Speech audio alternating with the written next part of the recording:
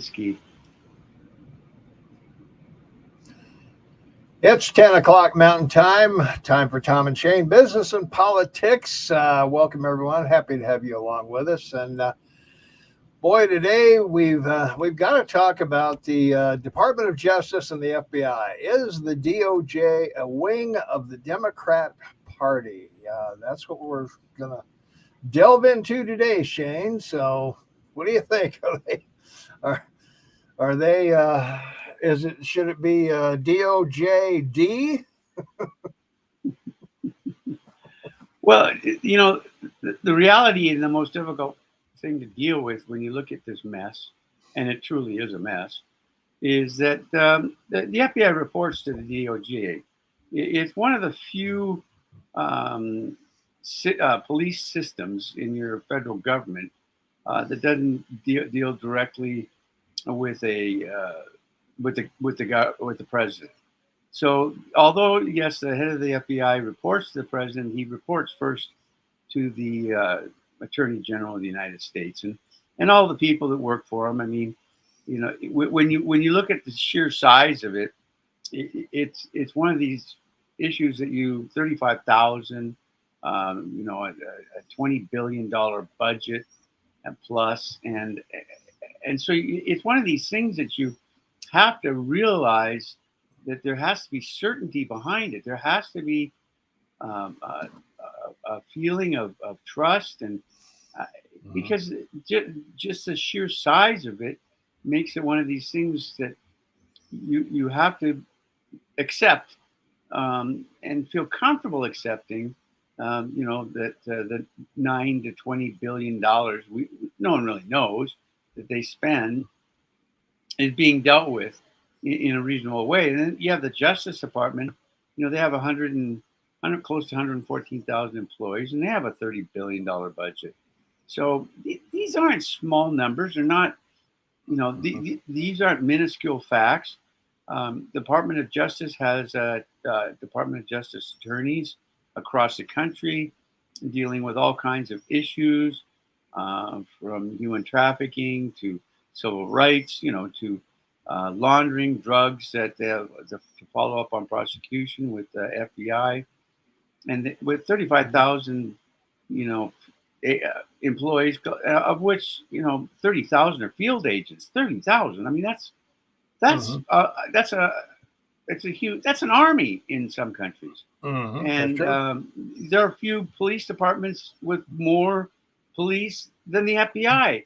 Which is rather interesting because, just to segue real quick, we've heard no woke complaints or concerns about the FBI.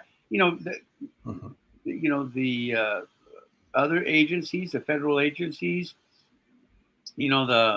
for firearms and so forth, and border security.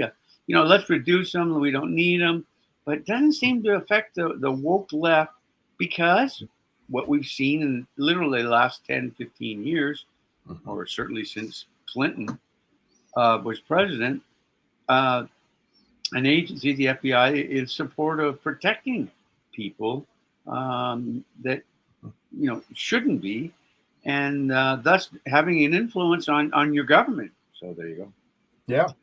Well, the FBI, they are the Bureau of Investigation. They're domestic only. The CIA can only operate outside the United States. The FBI can only operate inside the United States. And the FBI has no powers of arrest. They turn it over to local authorities or federal marshals or someone like that. They unlike TV, they don't go in and, guns blazing and arrest people. So. Well, and that all changed, under Bush.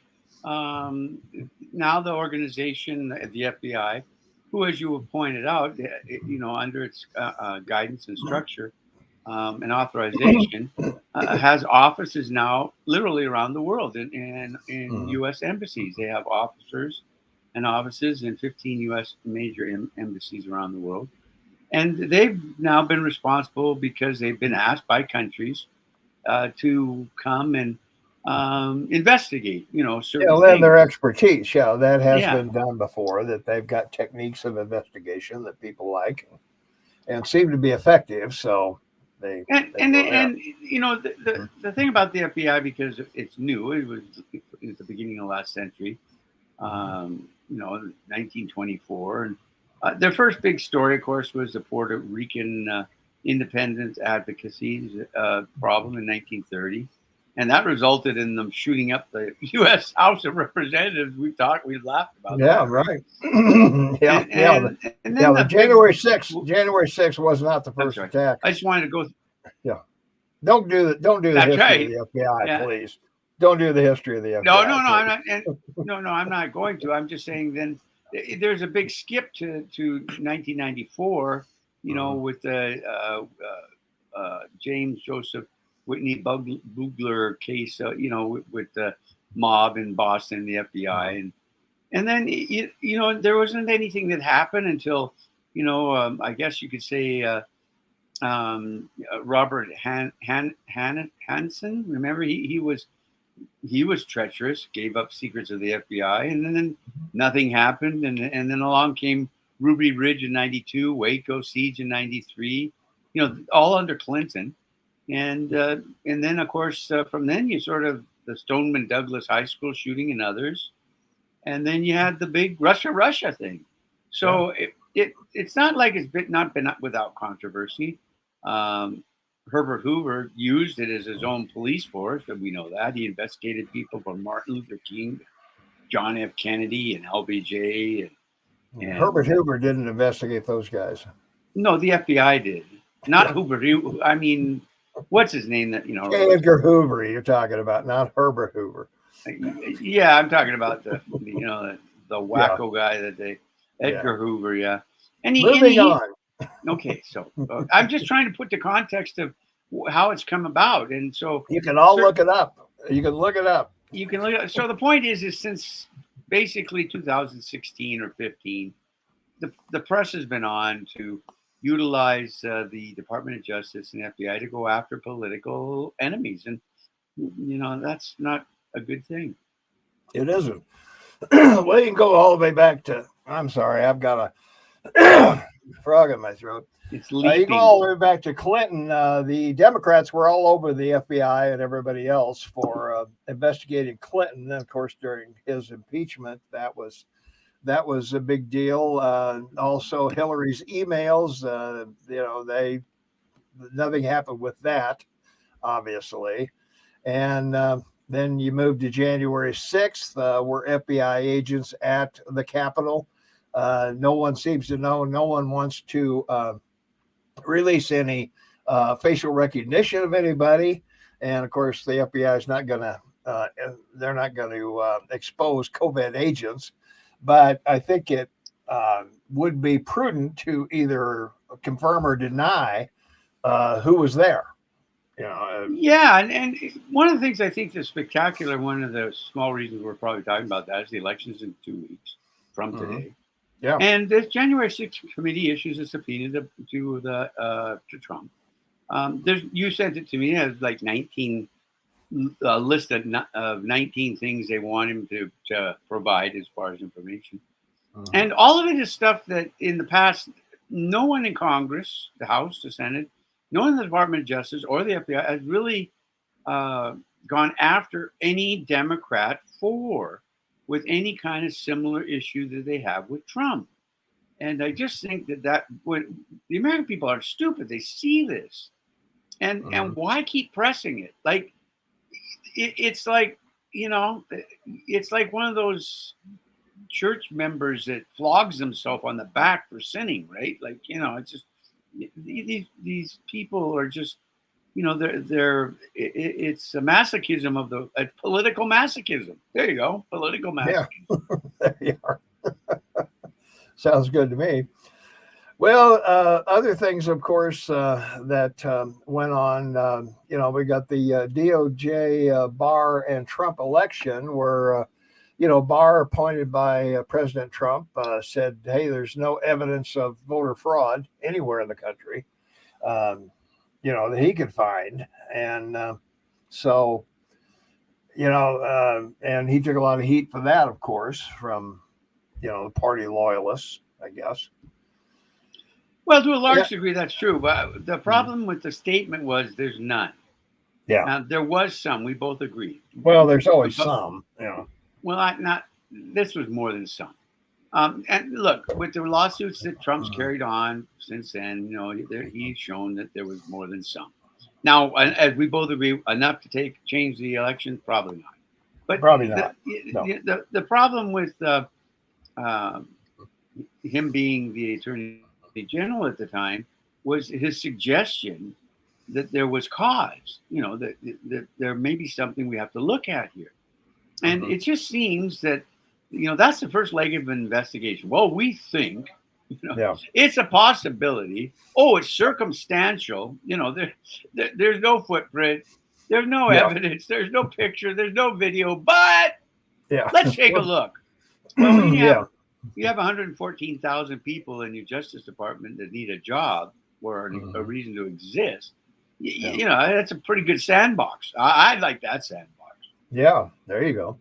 Well, enter Merrick Garland. Thank God this guy never made it to the Supreme Court. That would have been a total disaster. Although he would have replaced a liberal, so it probably wouldn't have mattered anyway. But he went after the parents at school board meetings. Uh, being domestic terrorists because they didn't want CRT or whatever the hell the schools are teaching today. I don't know. I lost track a long time ago, Shane, as to what's going on in the classroom. Well, yeah, and the failure, I think, of both the Department of Justice and the FBI is, um, when these situations escalate to being part of the news cycle. Regrettably for them and their bad decision making, uh, the victim is usually looked upon as being horrifically abused. And Trump loves it. I mean, the more you make Trump look like a victim, the happier he is. It just Yeah. because it goes to what he says. He's got the biggest foghorn, in the bay, and he's out there saying they're out of control. Here's another example, and Mhm. and the media is trying to press it the other way with the help of the DOJ and the FBI. But then they hear what Trump has to say and they go, "Yeah, I believe him because he's told me the truth more than they have." It's Right. Yeah. one of it's cross guns, right? Right. He Yeah. tells the truth, they don't. Oh, that's an easy choice. I'll take his truth because Yeah. There you go.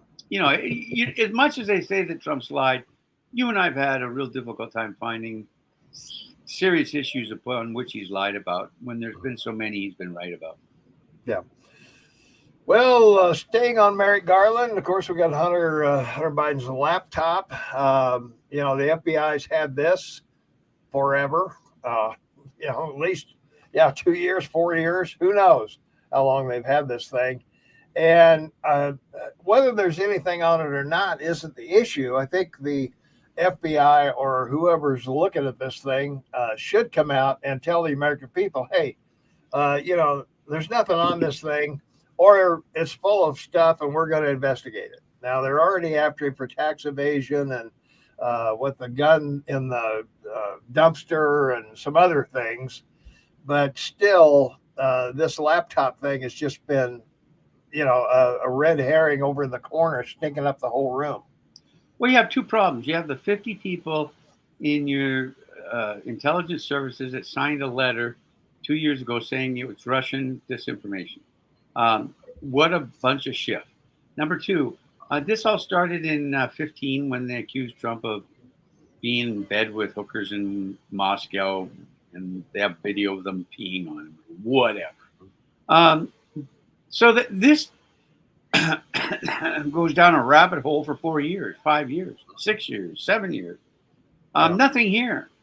Then you look at the video, which you've all seen from the laptop. It's him, and all the information from the laptop is his, Yeah. and it indicts his father, it indicts his uncles.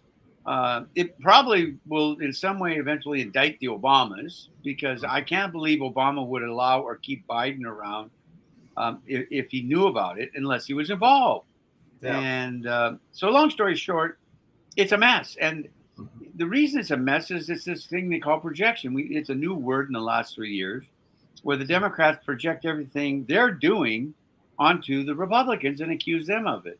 Um, I was watching a debate or a show last night with the woman running for governor of Arizona. Didn't know that Mm-hmm. the governor of Arizona has lost two cases in court for racism.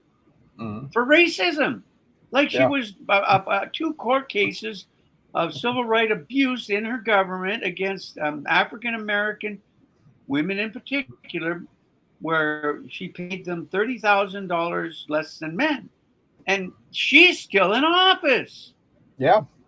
Well, that's that's the way our system works, Shane. Well, I know, but I mean, these cases go back years, and I never picked up Yeah. on it. Did you? No, I didn't. Because the media doesn't cover it. That's the problem. Yeah. John says cleaning up the FBI and standing offenses will not happen until we have a strong Republican force in power, and I think that's probably true. 2,000 mules debunk the election results. I don't know, not really. I watched that thing. I don't know that it proved much of anything. But well, no, it proved what you and I said. There was some illegal, irregularities. Yeah. And we saw in the videotapes that the same person was going back to the dump box with more and more ballots. So it's questionable. I mean, that's all it is. Yeah, no, but it's all it is. It's just questionable. Well, they had one person doing it, but voter fraud. Yeah. Well, I mean, yeah. Voter fraud in Missoula documented. It was. We had a big voter discrepancy in Missoula, Shane, Missoula, Montana, where I am. Well, I'm not in Missoula. You couldn't give me Missoula as a gift. I'm much further south than Bozeman, but yeah, there was there was several instances, whether they're provable or not, whether they would have made a difference in the election, probably not. And it goes back to 2016. You and I covered it because we've been around. We're the Rock of Ages.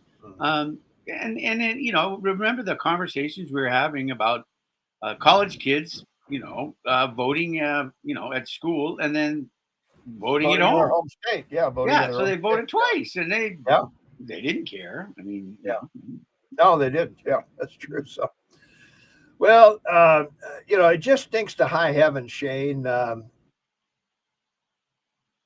Investigations happening. None of this is coming to light. Even Durham's investigation has gone south. I mean, that thing's over, I think, as far as anything. That's pretty clear. It's going to happen. I mean, we waited 4 or 5 years. I mean, this thing is about the same as a Mueller report. What do we find? Nothing. We found nothing.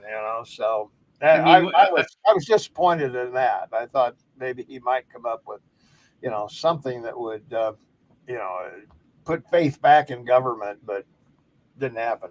Well, and the amazing thing is that over 90% of the American people will never see a courtroom. They won't get arrested. They'll never hire a lawyer. I mean, it's not a large. It's a very small number of people involved in your judicial system. So their real knowledge is what they see or heard or watched on TV. Shows that have been on the networks about law firms, that they've enjoyed, and that's been basically their knowledge of it.